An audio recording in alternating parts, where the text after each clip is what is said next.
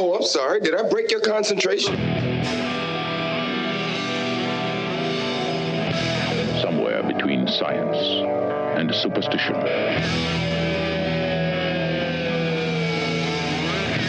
We have such sights to show you.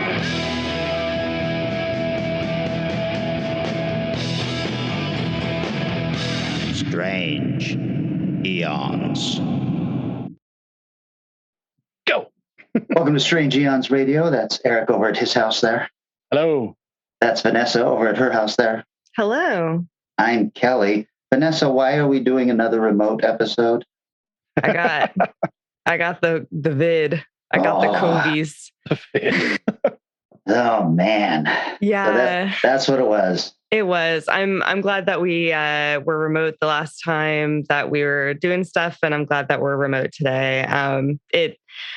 We all went to Crypticon, and we were all in the same hallway. And out of the three of us, I was the one with the short straw. So yeah, but pretty much everyone I know in that hallway got COVID. So yeah. I had COVID earlier, so I think that must have been what protected me. Eric, I don't know what your excuse is, how you managed to miss it. I don't know. I'll keep going with it, I guess, as long as I can. I figure, it's relatively inevitable at this point, but yeah, it does have that feeling to it. I will say there's definitely a special pill that you can get that apparently helps, but you have to have it within the first 3 days of symptoms. And on day 3, when I talked to my doctor, because I finally gave in and was like, I am really sick, I need to talk to somebody. She was like, yeah, it's too late. Sorry. So enjoy the full blast of 2 weeks of hell. I hope you like it. So wow. Well, my mom also had it. She had a very light cold. She's 85, Vanessa. Not sure what she's doing better than you, but apparently everything. Life. She's doing life better than me. I don't know either. I have no idea. A couple of people that I know have had it pretty bad, but most people I know, it's been a pretty light thing or asymptomatic. And whatever the strain is and however my body is, it just didn't do well. And then I thought I was past it. And last night I tested the plastic and it didn't come up as me having it anymore, but I still gave it to my fiance Austin 2 days ago. So yeah. So a week and a half in, I was still hella contagious. Well, that's how it goes. Speaking of my mom, she had called to let me know to give you her congratulations on your engagement. But also she told me a little story of how she had walked down the hallway to her doctor's office, and there was a different guy sitting in the doctor's chair with his feet up on the desk. And she was kind of surprised, and he was kind of surprised to see her. So he took his feet down really quick and gave her a guilty look. And she said she didn't even think about it. The first thing that came to her mind was, "Oh, I'm sorry. Did I break your concentration?" Oh, that's so good. Oh, I love that so much. Nice to know that we are reaching people. She also bought us some pizzas. Oh, with a nice little love seeing you live, and congratulations to Vanessa. Was her note on it. That's so nice. Mom, stop giving us money. The rest of you take a page from my mother and give us money. There you go. Honesty. Yep. Speaking of people who have given us money, Micah donated and asked us to talk about a particular film. Yeah, that's right. Did we all see it? Yeah. We did the 5-star challenge thing for a while. It's been a while since I've been challenged to watch a crappy movie. This one was worse than any of those 5-star challenge films. Really? You guys. I mean, I rewatched it, and this is probably my 3rd watch through, but wow. So you hated it. Let me set the stage for the listeners then. Yes, Micah asked us to watch G.I. Joe, the movie from 1987. No budget or box office because it went straight to video after the failures of Transformer, the movie, and My Little Pony, the movie. The Rotten Tomatoes critics have it at 43%. The audience has it at 65%. I have to agree with Eric. That feels very generous to me. Yeah. It was directed by Don Jerwick, who is the producer of just a ton of cartoons from 1976 to 94. And including, he was the supervising director of all 24 episodes of Spider-Man and His Amazing Friends. Any which episode of one of that is better than this entire movie. Jesus, you guys. It was written by Ron Friedman, who's done a ton of TV from the 60s to the 90s and a lot of cartoons in there. This movie is a fucking mess. Yeah. Well, I'm going to put out there first off, if I don't know if Micah loves it, but I was never much of a fan of the G.I. Joe cartoon at all. Yeah. And whatever was going on in this film with the plants and the... I have to say, I'm right there with you. I was like, I don't know any of the history of what happened before this, but Cobra Commander is no longer commanding the Cobras, I guess. Yeah, he was like the second in command, it seems, to that other guy who's part snake. Serpentor. Yeah, I don't know. I think I didn't watch G.I. Joe as a kid. In fact, I hated the toys because my brothers had them everywhere and I thought they were stupid and boring, just like their Legos. But watching it, I mean, I don't know. It's so weird. It's not, I guess I know what the normal cartoon feels like enough to know that this is just so freaking weird with the plants and with the viscera and like eyeballs and people flying bugs and goo. It's so bonkers. I think that that's something I really like about it. The Serpentor character felt like he should have been out of He-Man instead of G.I. Joe. He did have a little bit of a He-Man feel. All of the Cobra La instead of Shangri-La, all of the Cobra La people were more like He-Man characters. I guess I didn't realize that G.I. Joe had gone so far into fantasy sci-fi. I don't know if it does. I don't know if it does outside of this movie. Because like the whole Pythona thing and like, yeah, all of that isn't a regular part. But yeah, I don't know.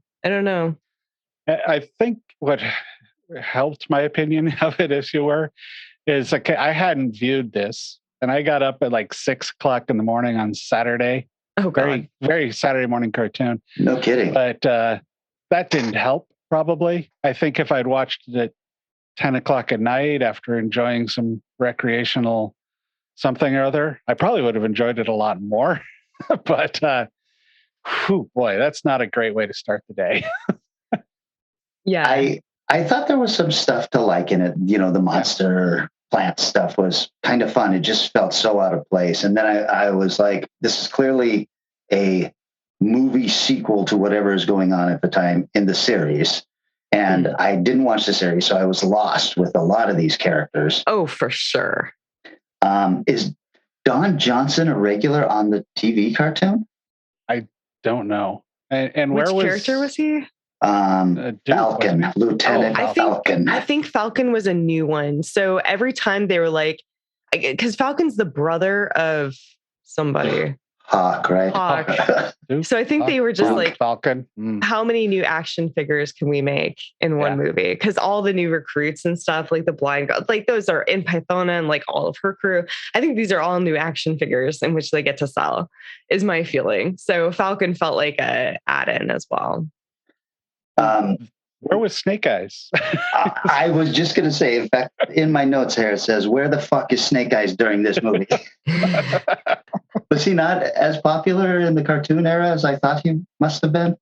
No idea. Did he come later? He was pretty dead? early. Maybe he died. Really early as one of the characters. He's I think he's one of the originals with Scarlet and Sergeant Slaughter doing Sergeant Slaughter. Yeah, I think Slaughter came later because wasn't he like a wrestler? Yeah. Okay. Yep. That sounds about right. Speaking of people dying, Duke clearly dies in this, and then they cover it up with a line of dialogue. He slipped into a coma, and it's like, oh, okay. Because then at the very end, we find out over a radio transmission that he's come out of his coma, and Don Johnson Falcon with a tear out of his eye whispers, "Yo, Joe." I was like, well, okay, that just about made it worth it. I mean, yeah.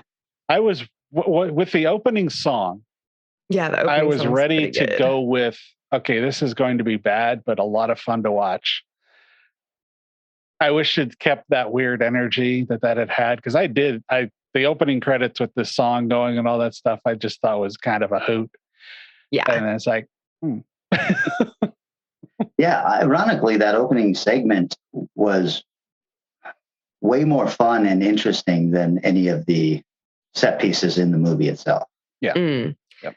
Yeah, it's incredible with like the Statue of Liberty and the fireworks and the Cobra, and then all of a sudden the Joes show up. Like, that's beautiful animation as well. Somebody really cared.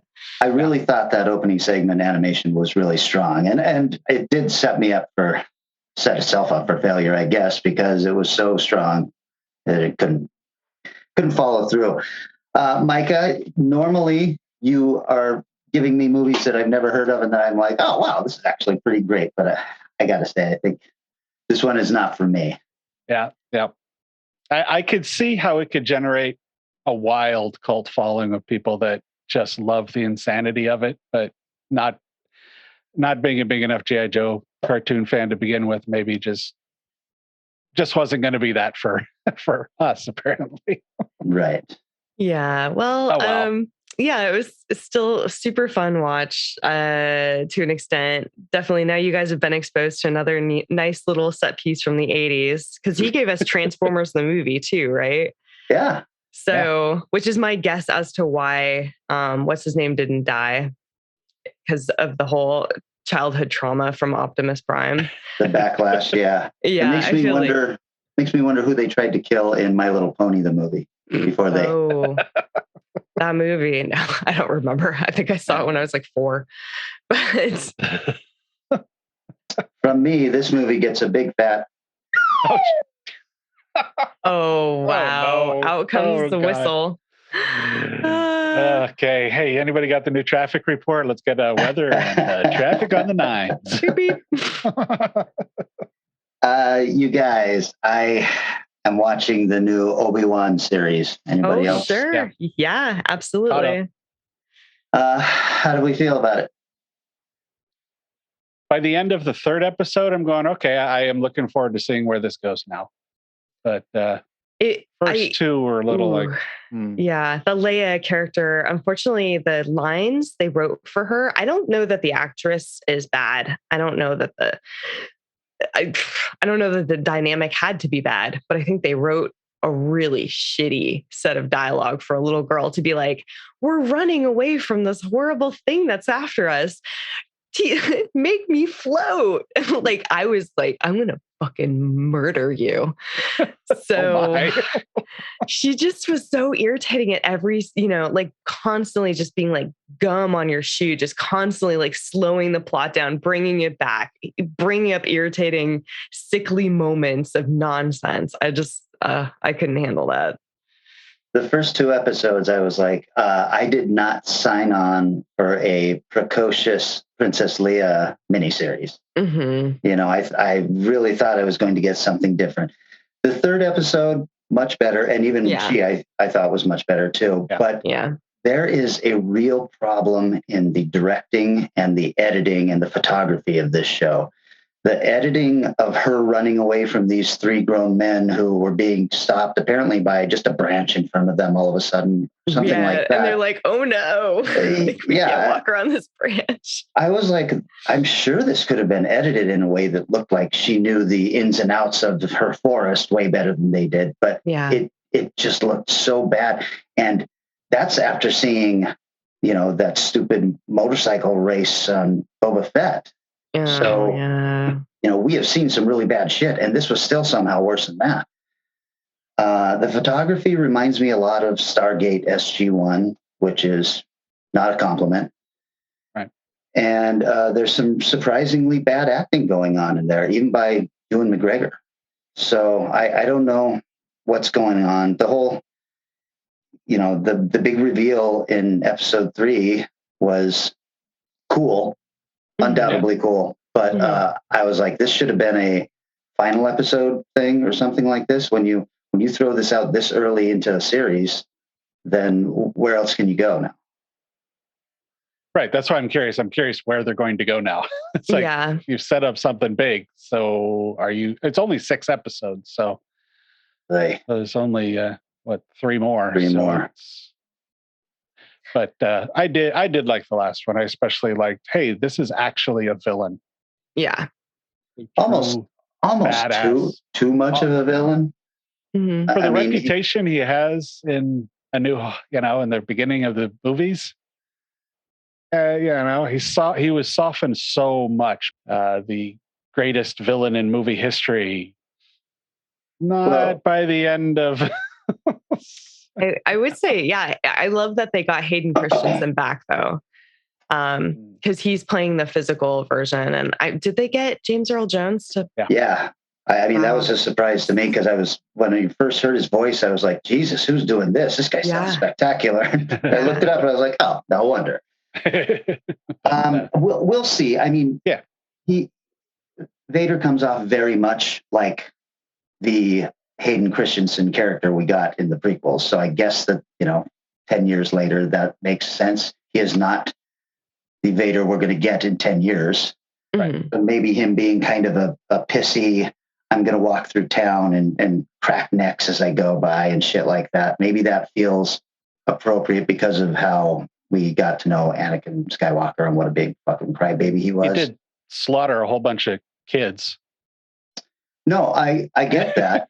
But what we have to remember is all of this has to lead to a redemption arc in the original trilogy. Mm-hmm. And if you make him too evil, his redemption isn't enough at the end of Return of the Jedi. Right.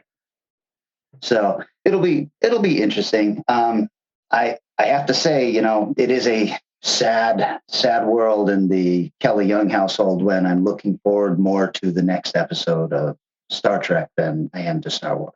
Oh, so good. Yeah. Which Star Trek are you talking about?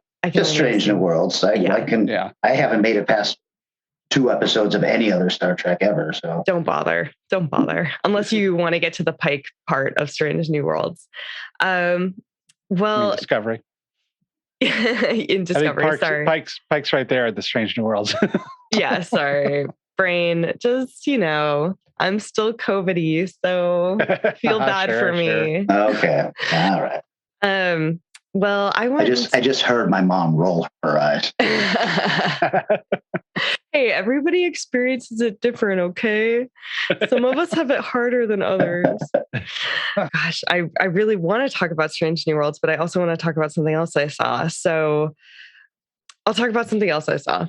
I had the opportunity to see the movie RRR. Oh, the not Bollywood. Bollywood, it's like but sort of not Nollywood, but something in there. I want to see that one. That looks batshit crazy. It is the best action buddy movie I have ever seen in my life. Please see this movie. I cannot begin to describe. This is the most insane film I've seen in probably years, and so much fun. So it's definitely long. It's got 2 parts to it. It's the story of kind of a revolution in India fighting back against colonists, but with song and dance and a lot of action and a lot of death and a lot of explosions, and 2 unlikely friends who are just such good friends. It's just so beautiful. It's so beautiful. The best part about the films that come from that region of the world is not giving a fuck about physics or any laws of the universe. It's the way things work, and going for it like 100%. Everyone's like, "Yep, let's just go. Let's like tie a grenade to an arrow and shoot it and blow stuff up. Like, why not?" They're very much superheroes within this and supervillains, but nice. It's insane, but in a really fun way. I'm not familiar with this movie, but I think I saw something that must be related to it. Is there something where he's got like a tiger in a net and he's holding that? Okay, that's from that. Okay, yeah, that's what I have to say that looked pretty wild. Yeah. You would love it, Kelly. Its title in American is Rise, Roar, Revolt. And in every language, it's some version with 3 R lettered words that are similar to that. And it actually stands for the 3 main names attached to the movie, which is of 2 very famous actors and a very famous director. So for them, it's like a Spielberg, Streep, Hanks production. It's like a big, heavy hitter, the 3 top of the tops, putting them all together. Wow. Okay. This was in the theater, right? Yeah, it was. It did a really good theater run, and then it came back last week and did an additional date because it was so popular. You're saying it did better than the re-release of Morbius? Wait a second. Yeah. Is that a real thing? Oh, yeah. Yeah. Yeah, the studio fell for some BS online meme thing. Do the Snyder cut kind of thing and released it in the theater. And I think it did like 80 grand or something like that. It was just really bad. Wow. You guys still haven't figured out the internet, have you? Holy cow. One other thing, Vanessa, you said it's in 2 parts. Is the second part available or? Yeah, it is. So it's just such a long movie that typical of Indian films, they have an intermission in between. Oh, okay. So they give you like 10 minutes to go and, do whatever you need to do in the theaters. Or, go get your popcorn, go do this or do that or whatever. So it is nice. Like you see a whole movie and then you leave and come back and watch a whole movie. Wow. So pretty cool. incredible stuff. Nice. Pretty incredible stuff. I saw just one in the theater. It was only one film and didn't have an intermission, but I enjoyed the hell out of it, which was the new Top Gun. Oh. Top Gun Maverick is everything you would hope it'd be. Really nothing more, but that's okay because it is A to B, a fantastic understanding of what the original Top Gun was and what made it popular, and reproducing it with a little bit more flair and a modern take, but still it almost could have been done 3 or 4 years after the original. It is except for some of the storylines, but it's such a solid, fun sequel. And the theater I saw it in was packed and had cheers. Yeah. Had people like the last half hour or so of the film had this guy nearby going, "Oh, whoa, whoa."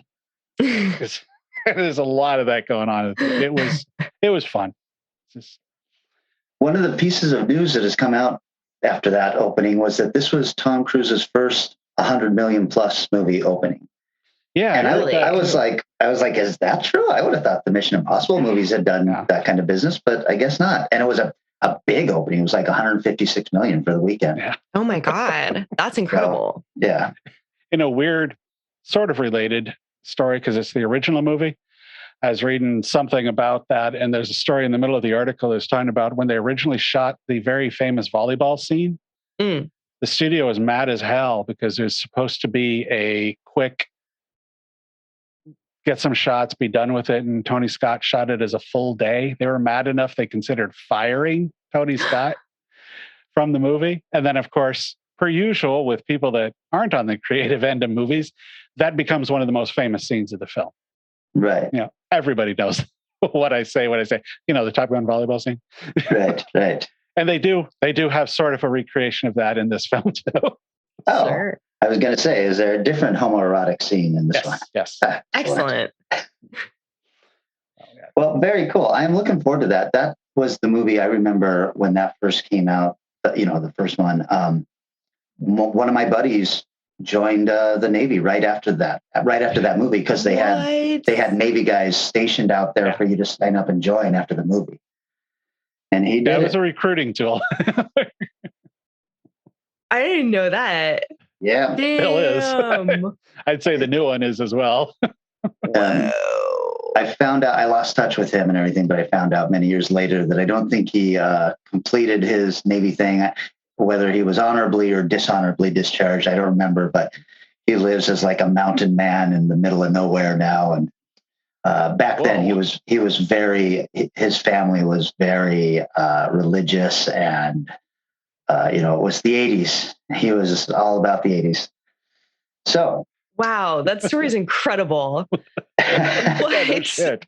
Jesus, this guy. All right. Yeah. Mountain man, running away from the military, of which he was running away his Christian 80s upbringing. Right.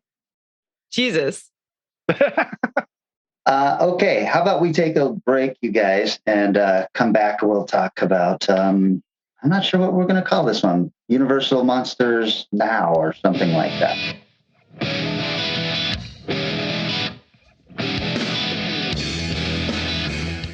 It's the battle of the mini monsters. Introducing Frankenstein, Phantom of the Opera, Dracula, and Creature from the Black Lagoon. The monsters with glow-in-the-dark features. Frankenstein is in a foul temper. Dracula flies in, fangs bared. Creature surfaces, dripping with rage. Phantom shows his fiendish face. I can't look. Is he ugly? The monster battle rages on. It's a howl. The monsters with glow-in-the-dark features, each sold separately from Remco.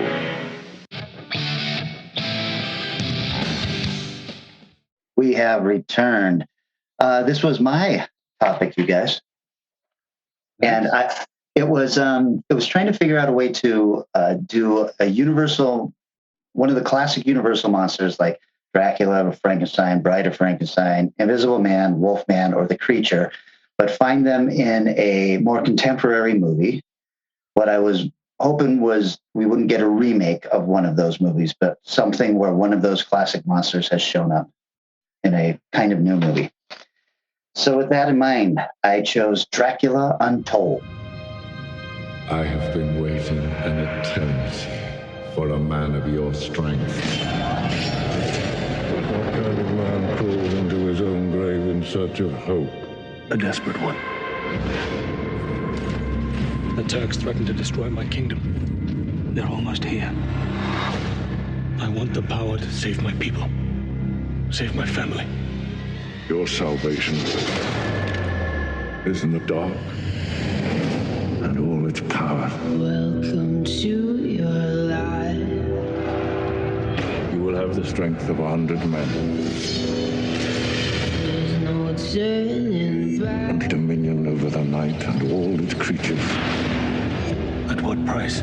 You have no idea, but I'm going to show you. Drink.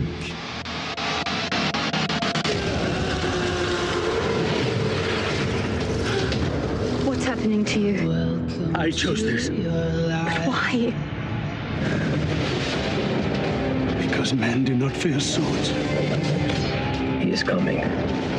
They fear monsters.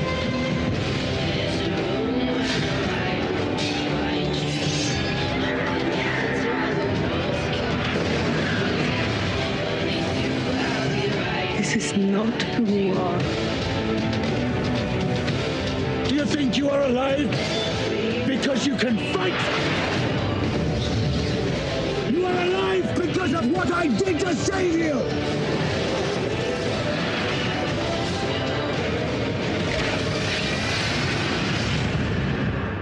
The world.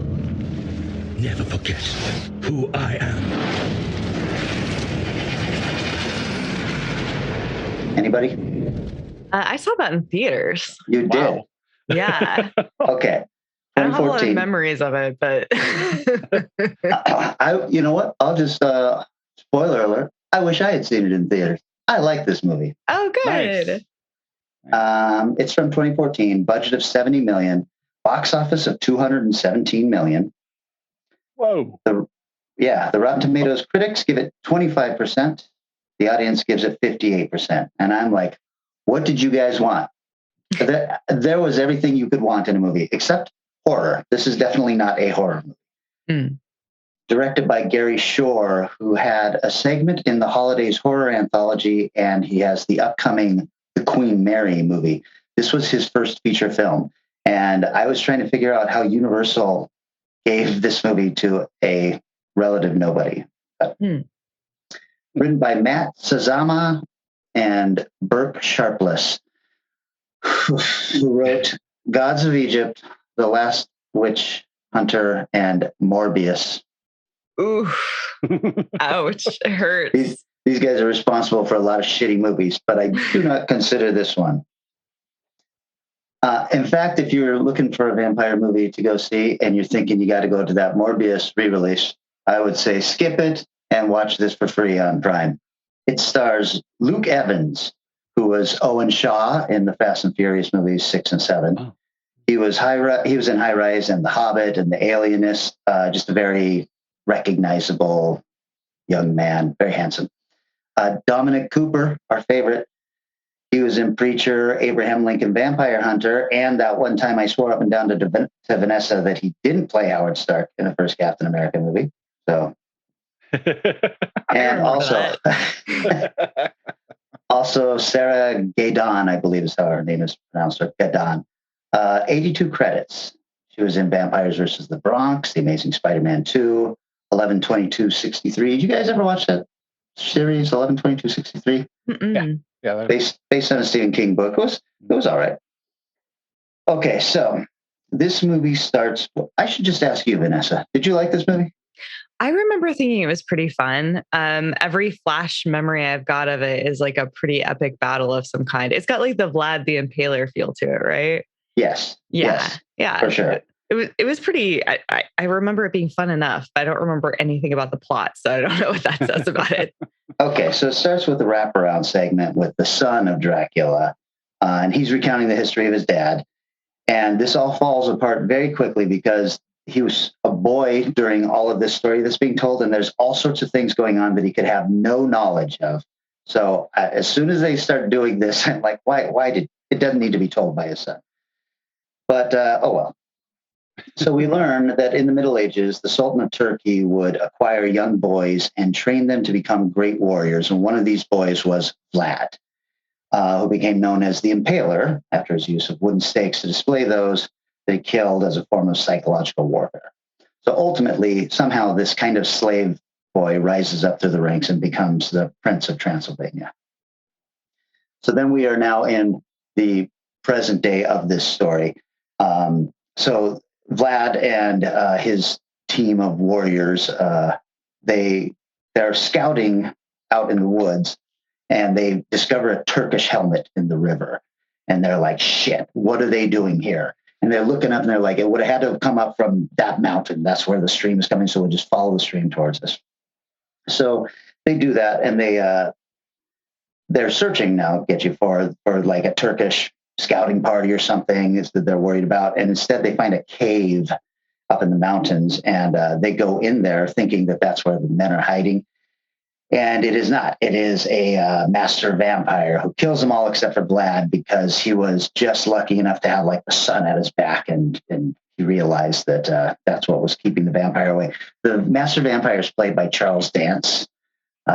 He's just a very striking and recognizable guy. I think he was in Game of Thrones. I never watched that, but he was the bad guy in that Schwarzenegger movie, The Last Action Hero, with the eye that would change out. I just love him as an actor. So Vlad escapes, gets back to his people and everything. He's very quiet about what happened. He's told a priest what's going on, and the priest is like, "Oh, vampiros," and all this stuff, and but he's making sure that the rest of his people don't know anything about this. But the following day, as everyone is celebrating Easter, the Turks arrive unexpected. A big army of them, or not an army, a procession of them, soldiers who have come in, and Vlad offers them silver as kind of a tribute, but the envoy demands that 1,000 boys from Dracula's surrounding areas will be given over for service in the Turkish army. So Vlad says, "Fuck you, I won't do what you tell me." But after killing a few of them and sending the rest away, it's pretty obvious that the Turks can come in and take whatever they want. So he has kind of doomed them all to a very bad death. So realizing that he's going to need more power in order to defend his territory and his people, Vlad goes back up to the cave and makes a bargain with the vampire. And the vampire agrees, offers Vlad some of his blood, which infuses Vlad with the powers of a vampire and everything. And I like this little catch. The vampire explains that the power will last for 3 days, during which time Vlad will be tempted to drink human blood. But if he can withstand the urge, then he will be restored back to his human form. And I was like, oh, this is nice. What do you think happens? I think he makes it. Oh, okay. Your memory is faulty. So he gets back just in time to see that the Turks have attacked Castle Dracula, which is fucking amazing in this movie. It's like something out of Lord of the Rings. But if you've ever seen Castle Dracula in real life, it's like one little tower and a room off to the side. But, Hollywood. So Vlad just wades into this attacking army and starts killing them. And it's a great scene. Eric, do you remember that script I wrote 100 years ago that had the vampires kind of exploding into a bunch of bats to kind of try and explain mass of human versus mass of bat? That doesn't work. But if the mass of bats make up a human, that does work. So I was like, oh, this is going to be so cool. Well, we never got to make that, but these guys had that same fucking idea, and it's amazing. Vlad just goes in and starts killing people, but every once in a while, and now he's being attacked on all sides and soldiers running past and all that stuff. And he's just grabbing one and throwing them around, and then he'll suddenly explode into this flurry of bats and fly right at one and basically strip him to the bone and then turn back into a human and grab somebody's sword. It's a really great fucking scene. There's after that, there's a scene where the people he's trying to protect find out about his powers and they turn on him, and he chastises them pretty well, letting them know that he has made the sacrifice to save their worthless lives, and they'd be dead now if it wasn't for him. And he's like, fuck you, and he leaves. But then the Turks attack again, and this time he does this. This movie is so much fun. This time he stands on this tower while the Turks are all coming in. And then it's like a scene out of 300. There's 1 million men down below and his little tiny group of guys. And he kind of raises his hand to the sky, and you start seeing, 1 or 2 bats, 10 bats, and then it's just a zillion bats in the sky. And he starts controlling them with his mind, but he's moving his hand around and all these various things. And he'll make a fist with his hand, and the bats like swirl up into the air and kind of take the form of a fist. And then he slams his fist down on the ground, and the bats go slamming onto the ground, killing all these guys. It's a really fucking great scene. You guys, this is free on Prime right now. Or maybe HBO Max, so not quite free. So unfortunately, his wife is killed by the Turks and his son is kidnapped, and his wife begs him to drink the last of her blood so that he can continue to keep his powers and save their son. Well, will he do it? Well, Vanessa, I already know your answer. You already said. There is also a really cool scene where he and Dominic Cooper face off, because Dominic Cooper is the leader of the Turks. Both of these very handsome young men are princes and great warriors and all this stuff. It's kind of ridiculous. But they face off in this sword fight at the end where Dominic Cooper has realized, oh, this guy is not human, but he has a weakness to silver. And I was okay with this kind of takeoff on the mythology of the silver thing, because he tricks Vlad into this big, huge tent where they're going to have this sword fight, but hanging from the ceiling are all these bags of silver coins. And Dominic Cooper will slash the coins and they all spill out and fall, and they're reflecting back at him. And anytime he falls, it slips on him. If his skin touches the silver, it starts to smoke and turn into fire and everything. I'm like, this is a pretty great scene. So yeah, I really enjoyed this movie. It's 300 with vampires, basically. So, trivia. The screenplay for the film was featured in the 2006 Blacklist. The Blacklist, as you guys know, but maybe the listeners don't, is a list of the most liked unmade scripts of the year. And agents and directors will often comb through those and see, oh, here's a script that everybody loved and never got made. So, Sam Worthington was originally slated to star before being replaced by Luke Evans, and this was when the film was being made by Alex Proyas, and it was going to be called Dracula Year Zero. Yeah, not my favorite. The movie was in production before Universal decided to build a new cinematic universe, and so the producers caught wind of it just in time to independently add a present-day epilogue that Universal could use if they wanted to. It's a pretty cool scene. I liked it.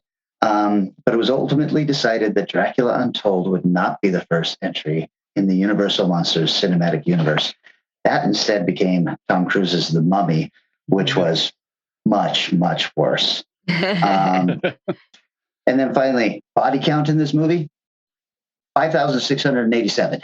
Ooh, that's a lot of dead people. Of which Vlad kills 5,419 personally. So I've had so much fun with this movie. I was just like, what? First of all, I'm not sure why I didn't want to see it when it came out. I'm sure it was just all the bad reviews. Yeah. But this is one I would recommend to anybody who likes vampire movies. Oh, man. I'm glad you had such a good time with it. And, I don't know. I was a little nervous. I think we both chose something that's a slightly more recent Universal picture. And that's it's too bad that wasn't the entry into the dark universe, actually. Yeah. Next. Well, I guess that would be me. Oh. So, I decided I've only seen, I think, the Mummy movie. And so I was like, I'm not going to watch the second The Mummy movie. I'm going to go straight for the third The Mummy, the movie. So I went with The Mummy, Tomb of the Dragon Emperor from 2008. After 2,000 years, a mystery lost to time is about to be unearthed. It's the tomb of the Dragon Emperor and his army. And a legendary evil will be awoken.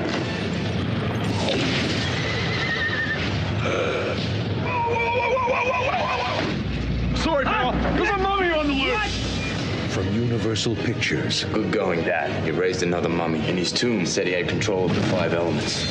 I hate mummies. They never play fair. And the producers of The Mummy and The Mummy Returns. How exactly are we supposed to fend them off? When the Emperor built the Great Wall, he buried his enemies underneath it. I will call them to battle once again.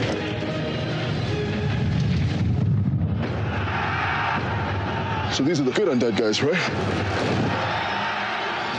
This summer. Tell you to fasten your seatbelts, but it was too cheap to buy any. Why am I laughing?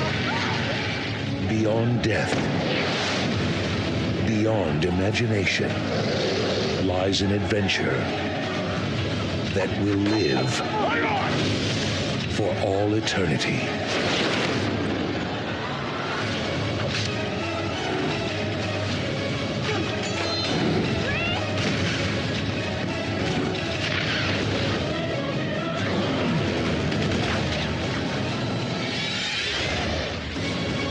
The Mummy, Tomb of the Dragon Emperor. This was also just a cusp before the dark universe was underway.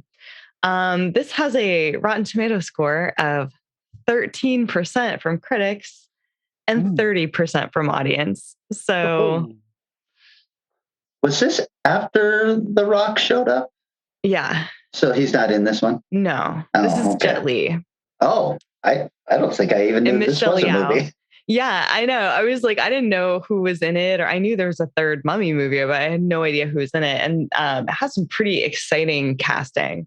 It was directed by Rob Cohen, who we have talked about before with your movie, Kelly Dragonheart. Daylight, The Skulls, also Kelly's movie. Fast and the Furious, Triple X, Boy Next Door, and Hurricane Heist. Cannot recommend that last one. It's bad. He also produced Thank God It's Friday and Monster Squad and Witches of Eastwick. So he's been around for a while.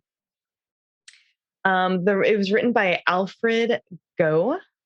He's written 25 things. He wrote 217 episodes of Smallville, I Am Number 4, Spider-Man 2, Lethal Weapon 4, and lots of TV. He, I think, is partnered with a guy named Alfred Miles Miller, with Miles Miller. He's done 25 things and they're all like the same. So I think that they must have been working together as a writing team. And then, of course, it's based on the John L. Balderston 1932 screenplay. who also had written the Dracula, Frankenstein, Mummy, and Bride of Frankenstein, etc. movies in the 30s. This movie starring a lot of people. Brendan Fraser, 77 Things. Most recently, of course, we know him in Doom Patrol. Also, he's doing a lot of TV right now, like The Affair, Trust, Condor. He did do some VO work for G.I. Joe, Rise of the Cobra, and some VO work for Fairly Odd Parents. I'm guessing because he had a little bit of a weight gain, or I don't know if that's why, but we would know him and love him from things like the Mummy films, Bedazzled, Blast from the Past, George of the Jungle, Airheads, Encino Man, and Inkheart. And he will be in the upcoming 2022 Batgirl movie. So look out for him there. I don't know quite what he'll be doing in it, but we also have Jet Li starring in this. He's been in 50 things. Most recently, we saw him in Mulan, also in The Expendables, The One, Fearless, Kiss of the Dragon, Hero, Lethal Weapon 4, Once Upon a Time in China, and many, many more films. Maria Bello is in this, and she is replacing Rachel Weisz in a very unsmooth one-for-one swap out of characters where it's like, it's bad. It's bad how they introduce her. They're just like, oh, like she's doing a book reading of like the book that she's written, an adventure series about mummies. And like, they like reveal her face around this book. And she's like, oh, am I not who you expected? It's like, no, you aren't. And you're not as good. Is she playing the same character? Exact same character. Oh. And it makes it much worse because it's like years later. So you're like, did you just not age well and you're a different personality? I don't know. But you're both, English women. So there you go. So she's been in 69 things. She was in NCIS and starred as a main character, Jack Sloan. She was also in Lights Out, Prisoners, History of Violence, and she did a lot of ER. Michelle Yeoh is in this film. She's been in 67 things. She will be in the upcoming Avatar 2, 3, 4, and 5. Oh my God. I know. They're all on her IMDb. So I don't know. I guess they really think this next one's going to fly. There was a trailer for it before Top Gun Maverick. Yeah.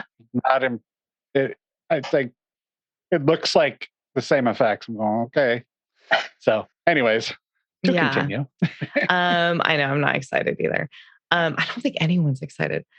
She was also in the Witcher miniseries, which I didn't realize. But I did know she was in Star Trek Discovery. And we've also seen her in a lot of things recently, like Shang-Chi, Everything Everywhere All at Once, Boss Level, Crazy Rich Asians. And she's been around for a long time as a real incredible force. Like things like Kung Fu Panda 2, and Tomorrow Never Dies. Anyway, Luke Ford has been in 42 things. He plays the son who is way too old to be Brendan Fraser and Maria Bello's child. Age-wise, they would have had to have had him when they were 13 years old for this to make sense. It is extremely weird casting.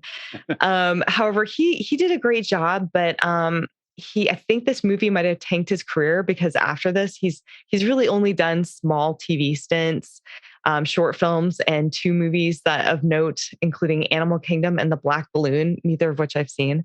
So I think he didn't do great after this. Isabella Long similarly plays the cute young Chinese counterpart to him who he's crushing on and they have a lot of rapport with.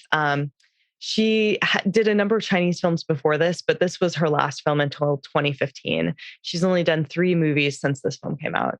And then John Hannah, of course, is in this again as Andrew. We know him from, so many things. But Sliding Doors is the one that I talked about him a lot in, but he's also in 4 Weddings and a Funeral. He's in Agents of S.H.I.E.L.D., Spartacus TV series, Resurrection Man. It's been around a long time. And then we have a smaller bit role from Liam Cunningham, who is Davos Seaworth in Game of Thrones. So that was exciting. I was like, who are you? Oh, you're Davos, the Onion Knight. Anyway, the plot. All right. So There's a lot of setup. So I'm going to give you a lot of setup, and then you don't really have to worry about the rest. We begin in a long ago ancient China. A warlord is fighting to unite the country's kingdoms and ultimately become the emperor. He's obsessed with power and has built the Great Wall of China.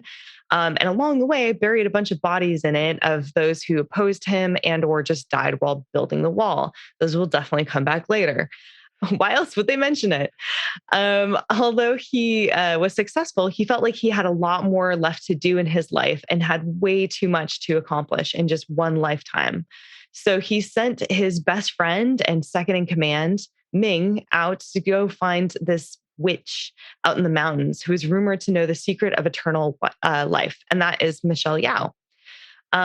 She says she does not have it, but she knows where to find it. And working together with General Ming, they find the long lost Oracle of Bones, which holds the key to life. Despite the emperor having a huge thing for her, Ming and Ji, which is Michelle Yeoh's character, fall in love. And when she helps the emperor, she asks one thing in return, and that's that she's allowed to be with and marry Ming. He initially agrees, but as soon as she does the spell that grants him immortality, he double crosses her, ties a bunch of horses to Ming, and has them all run away from each other. Pretty brutal. I was like, damn, they just... I don't know. It's not, is that drawn and quartered? I don't know quite which one it is where you have the horses pull a person apart. It's quartered if it's 4 horses. 4 horses. Yeah. So just not drawn. One per limb. Yep. The emperor then demands that she marries him, and instead she curses him. He turns into this sort of CGI pile of mud, and he's like barfing mud everywhere. And then he becomes lava, and he's barfing lava everywhere. And then he turns into stone, and him and his entire army become the terracotta warriors that we know and love today. So meanwhile, we go back to the past future of whatever magical time right after World War II, I think this is meant to be. Rick and Evelyn, not Rachel Weisz, are hanging out and retired. He's taken up fly fishing, which he does badly, and he lives with her at Downton Abbey, I believe. Live in a very nice home. She's become an adventure novelist doing live readings. And neither of them wants to admit that their desire to continue adventuring is still there, even though they promised each other that they were done with it. Their son, Alex O'Connell, who again is way too old to be their kid, he is off on an archaeology mission with his professor, Roger. They are digging around in the tomb of the Chinese warlord that we were hanging out with not so long ago. They're digging him out, which is really bad because if he gets dug out and gets exposed to certain elements, he could rise again. As they're going along, they get attacked by somebody who seems to be defending the tomb, a mysterious, beautiful woman. However, he does manage to unearth the terracotta warriors and the emperor and bring them to a museum in Shanghai. Although they're still in their stone state, it is kind of a fun scene. There's like a lot of traps. So you get to see a lot of traps. Do enjoy that. People getting trapped. So good stuff. Rick and Evelyn are approached by the British government to return a rare gemstone called the Eye of Shangri-La back to China. Desiring another fun adventure, they agree. Now, I wonder if the stone has anything to do with potentially raising up the emperor. My God, it probably will. So they take it and they fall. They arrive and go into Jonathan, as we remember from the previous 2 movies, that crazy John Hannah character. It has a hopping bar in Shanghai. It's super happening place, and it's called Imhotep. God. There's a lot of like women doing like the can, but in like all Egyptian, like long hair wigs and the gold flappy dresses. Very, very exciting. A lot of money thrown at this movie. He tries to hide the fact that Alex is there, their son, at the bar just then, because Alex is supposed to be, I believe, in college. And instead he has run away from school and is excavating. they discover that and get into a big argument with him. And he basically says, you guys aren't in my life anymore. Screw off. And they're like, you know what? We need to stay here and improve our relationship with our son. I feel like there's all this backstory. I don't think any of this was in Mummy 2. I think they're just making up all this plot. It's really awful. They decide as a way to support him, they'll go and check out his precious thing that he dug up, this museum pieces of terracotta warriors. And of course, Brendan Fraser's like, this is stupid. I don't care. This isn't that impressive. Why can't we just leave tombs lying? Why do we have to dig them up at all? And I'm like, because the previous 2 movies anyway, it's fine. So he's like, yeah, so good job, son, I guess, or whatever. And he plays a very bad, awkward dad. He's not good at this role. And then, of course, the professor, Roger, double crosses them. It turns out that he is working with this sort of subsect of the Chinese government, this sort of military group who are really displeased with where China is at after World War II. They feel like it's a huge mess. And so what they want to do is bring all of China back together under the leadership of the emperor who they would like to raise from the dead. So there's a lot of fighting and stuff. And they get the stone and they get the emperor, and the emperor turns from the CGI stone to like a moving CGI stone. And he's running around and he's chucking off pieces of himself, and he regrows it for some completely unknown reason. There's a lot of just adventuring. There's just a lot of zany adventuring now. They must chase him across various parts of China, including through definitely not Tibet. It's definitely not Tibet. It's the mountain village that is not Tibet for sure. And then they get to Shangri-La, and they're there. He has to get a stone to become the emperor again, but then he also has to get the waters of life to become the emperor again. And he's got to raise his army, and we end up with CGI Yetis. We get the emperor becomes a 3-headed dragon for some completely unknown reason that I think they put a piece of VO in to like explain. I don't know. It happened too quickly. There is a spectacularly well-aged Michelle Yeoh who is still defending one little piece of turf. She's still going because she has eternal life. She just didn't really give it to the other guy. There's a lot of couples bickering and resolving, a lot of falling in love between the son and the Asian lady who's defending the tomb, and now they're working together. There's a lot of father and son growing closer after arguing about what gun is the coolest in the worst set of dialogue I've heard in a long time. Oh, well, a Tommy gun jams, so you don't want to use that. That's not a very good gun. Oh, well, this gun's cool. It is so dumb. I just don't care. There's an avalanche. There's gunfire. There is some really good martial arts work that you can't see because they decided to go shaky cam, and they're also close up through a lot of the fighting, which does not work for a lot of martial arts cinematography. You need to be further back to see and to enjoy it. Instead, you're like right here and you're like, Jet Li and Michelle Yeoh are fighting. Could we see it, please? The answer is no. Eventually, there is a giant fight battle involving 2 completely different sets of raised army mummies. And do the father and son have to work together to defeat the guy? Probably.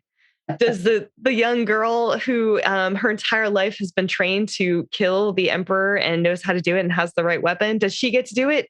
Probably not. No. So this movie, it sucks. There's so much awful about this summation.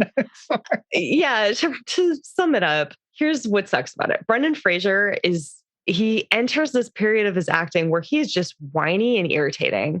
I don't know if it's the director or what, but his response to everything is like he does this thing with his voice and you just want to kill him. I had a huge crush on Brendan Fraser as a young girl. So to me, it's just awful. It is that moment when he stopped being anything worth looking at and just being like irritating as fuck. This was the time. So, oh my. Yeah. The son is not the strongest part. He's an okay actor. But they just, I don't know, they don't do a very good job of writing this father-son thing. Neither of them acted terribly well. There's a lot of Chinese fanfare. The director was kind of obsessed with China, and I think that's part of the reason why it was actually a colossal success. Not necessarily. This movie was a colossal success? Yeah, it was. I must have skipped this. The budget for it was $145 million. The box office was $403.4 million.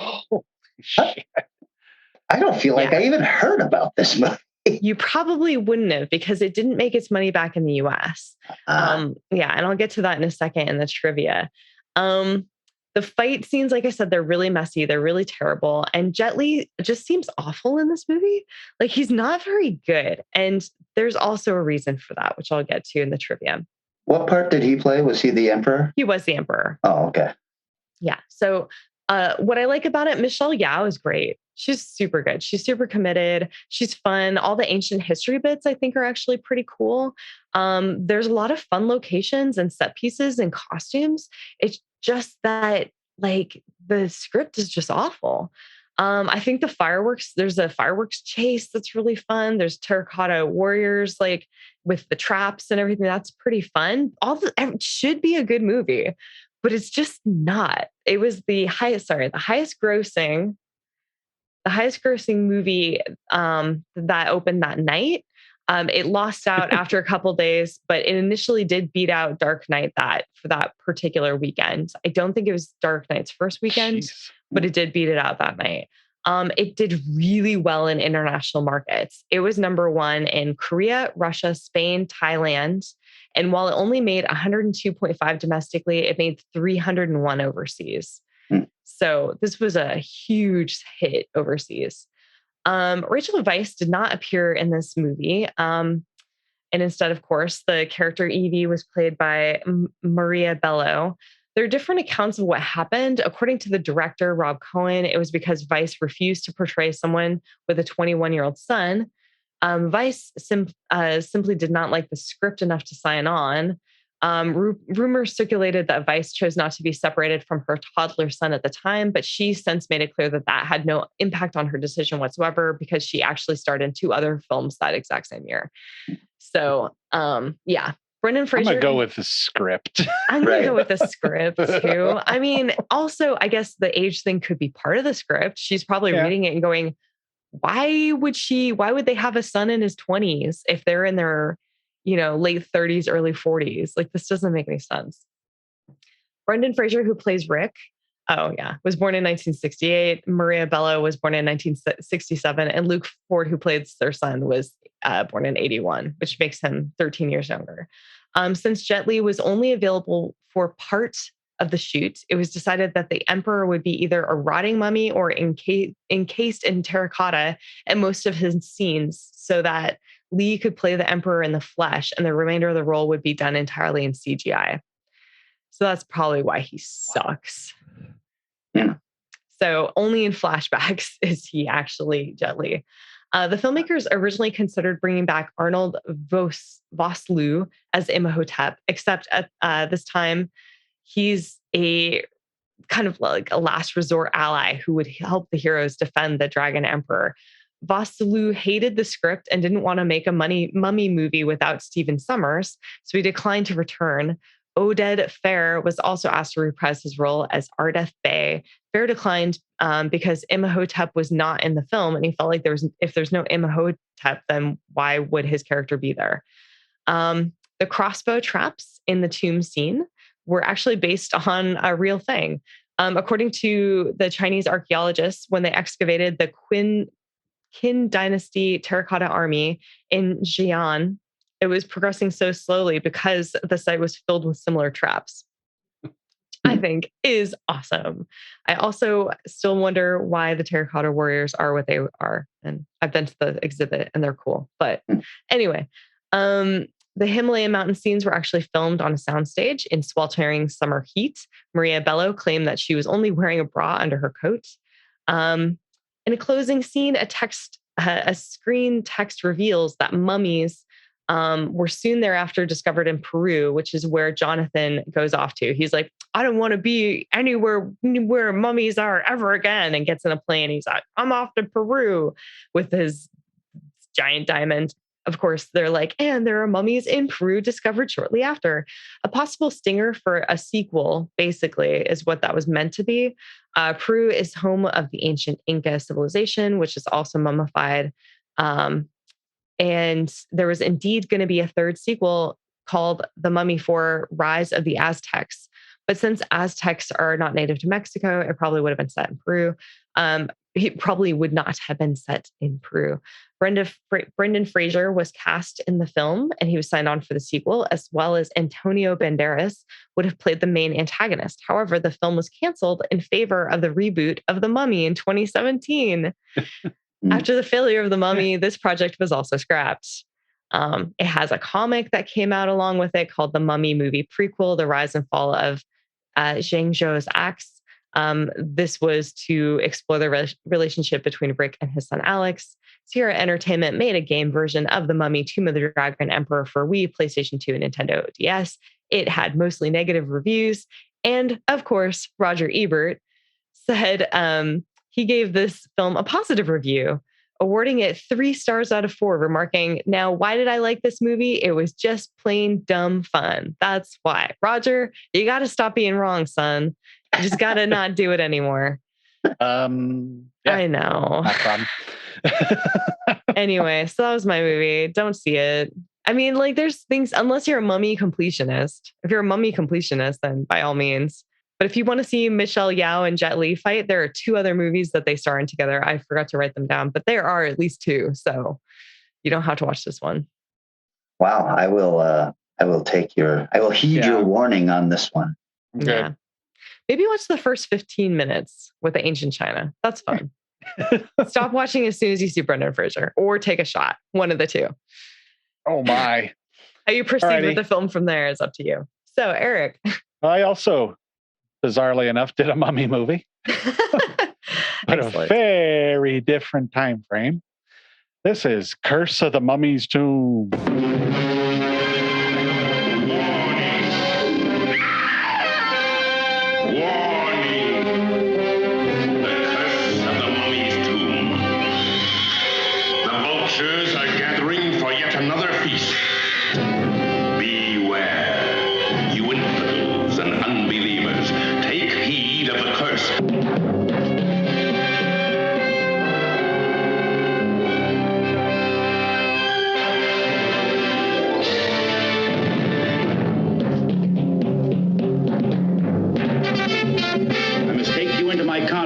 And warn you, there is a curse which says that all persons present at the opening of a pharaoh's coffin and who gaze at the face of the mummy therein shall die.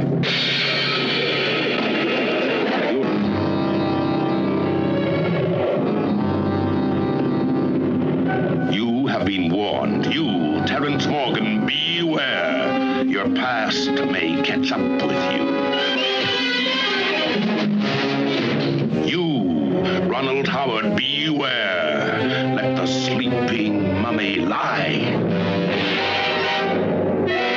You, Fred Clark, beware. Let gold not be your god. And you, Jean Roland, beware the love of a handsome stranger. And all of you here now, beware. The terrifying story of a rampaging bandage and bone monster stalking those who defiled its tomb of terror.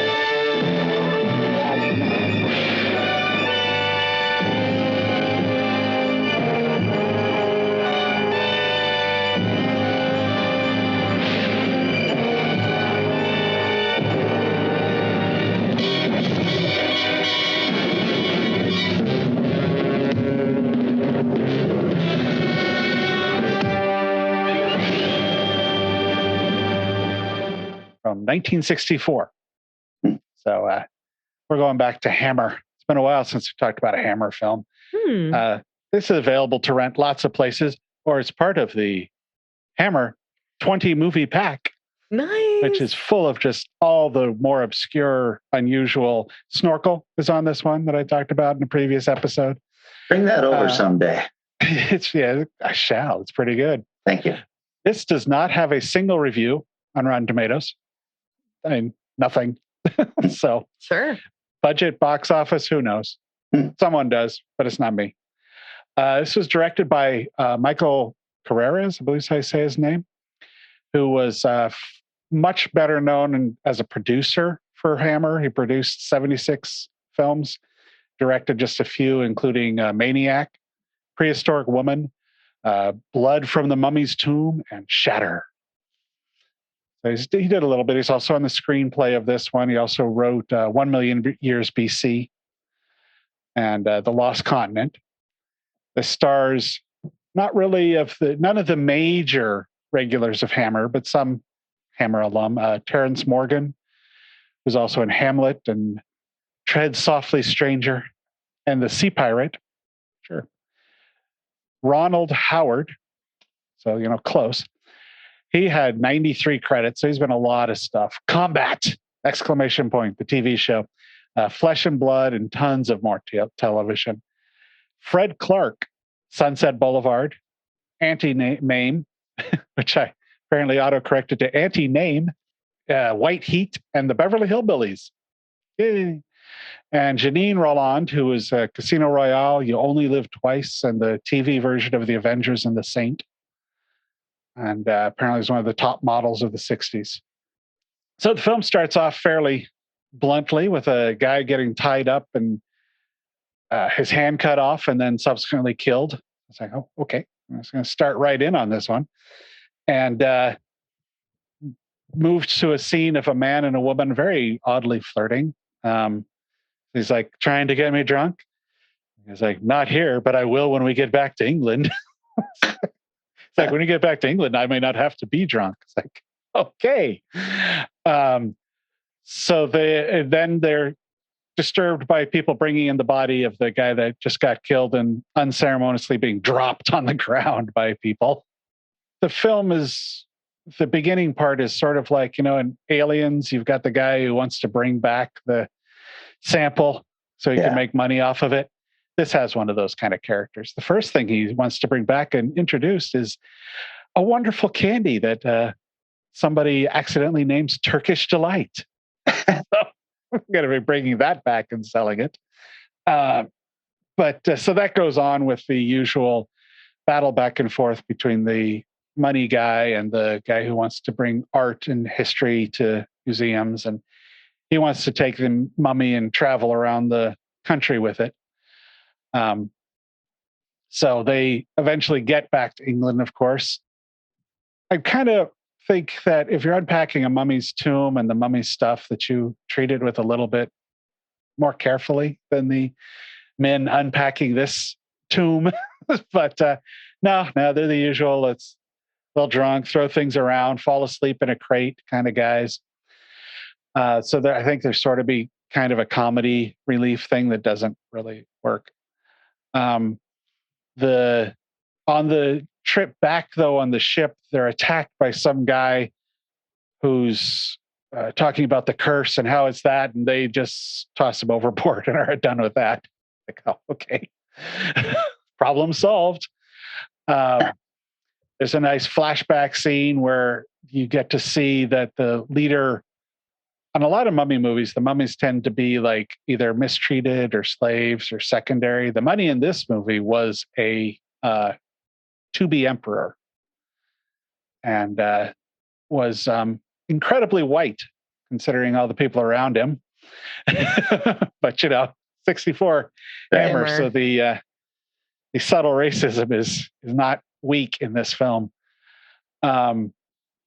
The one thing they did that's kind of neat, when they did the flashback for this particular scene, they used the Hammer theme from the original 1959 Mummy in the music, which is very recognizable.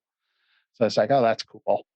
And what would be Vanessa's least favorite scene in this film, it's a very 60s scene between a man and a woman where they're talking about how intelligent she is and how well that intelligence could be used as home. as well as it is in the university. No. And then she thanks him for pointing that out and what a good idea it is. No. Why are you here at the school, youngin? You should really spend that at home. That's where that belongs. That's right. Suck. And then the interesting line from the education guy about the, future of art in general. If money is to be the judge of the success of education, I fear for the future. Too late. Lots of nice little things going on with sarcophagus, and it's a good general mummy movie. There's not any new ground being broken on here.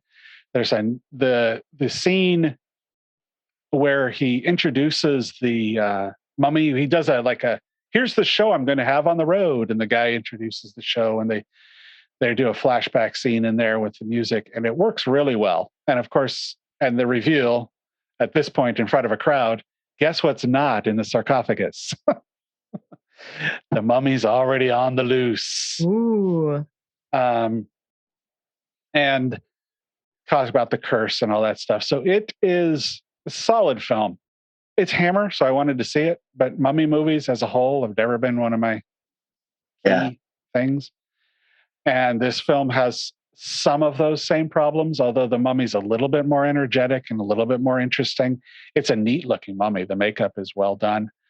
And the attacks on people are done well enough. The hand cutting thing comes back, like 3 or 4 people get their hands cut off, and relatively bloody for the time period. And it ties into the beginning, ties into the end nicely with that. So it's a well done, good old fashioned Hammer film. Looks phenomenal. Holy shit. The remastering on this is gorgeous. So some notes on this film. And if you're a Hammer fan, I'd say definitely worth checking out. It's well worth seeing. Hammer originally offered this project to Universal in 1963, and they said, nah, we're good. Interesting. As I mentioned, masterfully remastered for Blu-ray on that Ultimate Hammer collection. It's got a bunch of taglines. Yeah. It lives again to kill again. I like it. I like it. That was clunky. 5,000-year-old monster on the rampage. Oh boy. Also clunky. Out of the ancient pharaoh's tomb stalks a monster of monsters with a lust for vengeance and a thirst for terror. Little long? Little long. Jeez. Half bone, half bondage, all blood-curdling terror. I love it. Better. Half bone, half bondage. Wow. Yep. Wait, half bone, half bandage, it must be. Bandage, probably. Okay. That's not as much fun, though, is it? The model I mentioned at the beginning that was in the James Bond movies and stuff, her voice was dubbed through the entire film. And which is a weird choice because I thought they gave her some kind of an accent. And I'm like, wow, she has a weird voice. It's interesting that they kept that because time frame, they usually get rid of people's accents a lot more in Hammer films and other films in the early 60s. But no, that was a dubbed one that added the accent in. Maybe she was exotic. Okay. She is. She's multiple race. I forget what her other race was, but she's a biracial actress. Joris Pastel plays a high priest and devotee of the gods of ancient Egypt in both this film and the previous Hammer 1959, The Mummy. Plays the same role. Cool. Australian release of the poster took the painting of Jean Roland, and she was altered to appear heavily gagged rather than screaming. Interesting. Strange choice, but all right. This is also the title of a Goosebumps book. I wonder if I read it. And I came across a ridiculous error that was supposed to be in the movie, where when he's talking about the history of the film, it's like, well, this is just a slideshow. But as it goes on, suddenly it becomes a movie. I'm like, because it's a flashback, you dumbass. But hey, he thought he was being clever and pointing it out. Oh, no. And one other thing, there's a Curse of the Mummy Tomb board game published in 1988. Has a full 3-dimensional board representing the Egyptian period and small playing period. So the idea is to reach the top of the pyramid and complete the elixir of life, just like in the movies. Fun. So that is the Curse of the Mummy's Tomb, which I'd say is an enjoyable watch, but is not on the top of even the Mummy movies for Hammer. Right. Question: does your Hammer box set have that original 1959 Mummy movie in it? No.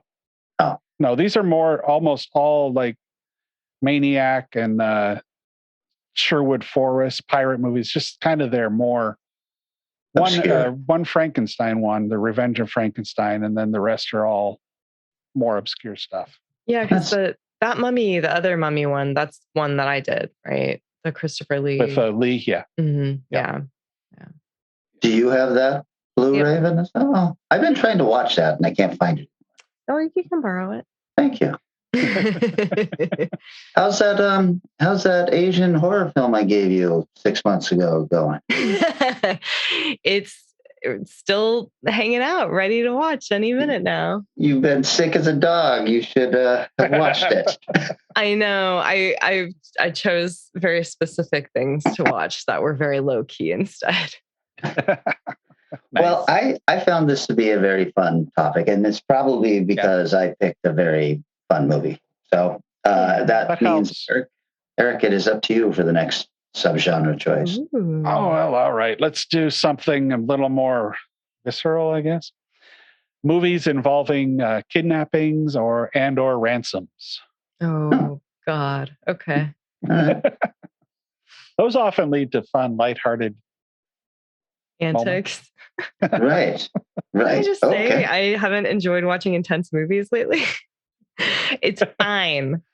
Oh, I'm sure there's some weird comedy thing out there that could be Vanessa doesn't like comedy. That's right. You're screwed. I'm screwed. All right. Well, this is where we thank everybody for participating in the Value for Value model, just as my mother did and Micah did just recently. Thank you. And thank everybody for liking and sharing posts, all of that stuff. We really could not do this without you. So just got to say, we really, really appreciate all of that. Yeah. Thank you. Love the commenting on the episodes and stuff. Keep that coming. And yes, and gets a lot of comments. So the race to post. We do take notice of who wins each week, who posts first. That's right. We have a private, ongoing look, and we wait and we go, who's it going to be? Right. And then we lose respect for those who don't. So that's right. Continue to be the first. Continue to struggle and fight for it. No, we're just so happy anybody comments. Thank you for that. Exactly. All right, guys, that's it. Let's get back here 1 week from today, and we're going to be talking about kidnapping or ransom movies. Bye. See ya. Strange Eons Radio is artisanal quality podcasting, handcrafted with all natural ingredients, and edited to perfection by Eric Margaret. Our blistering theme song is Strange Eons Part 1 by the band Nightshade and is used with permission. Find us on Facebook, Twitter, and Instagram, and if you enjoyed this episode, please consider dropping a positive review on Apple Podcasts. And I thought they were stupid and boring.